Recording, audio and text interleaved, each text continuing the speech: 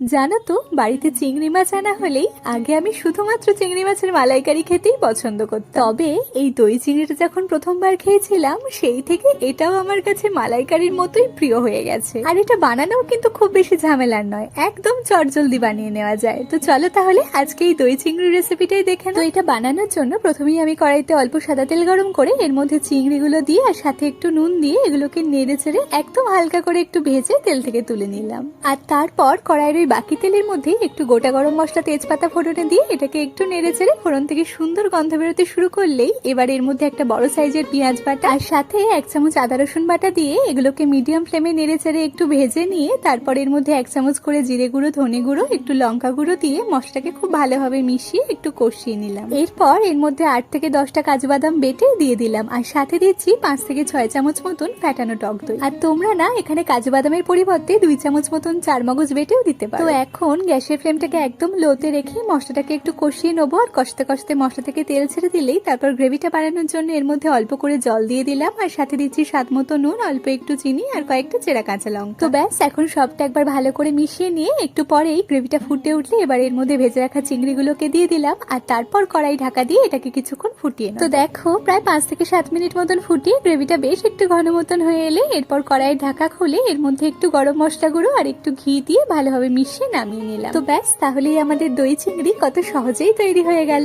এবার এটাকে গরম ভাত হোক বা পোলাও বা ফ্রাইড রাইস যে কোনো কিছুর সাথে খেয়ে আমায় জানিও কেমন লাগে। তাহলে আজকের মতো এইটুকুই, দেখা হচ্ছে আবারও কাল নতুন একটা রেসিপি নিয়ে। ততক্ষণ সবাই চ্যানেলটাকে একটু সাবস্ক্রাইব করতে ভুলো না যেন। টাটা।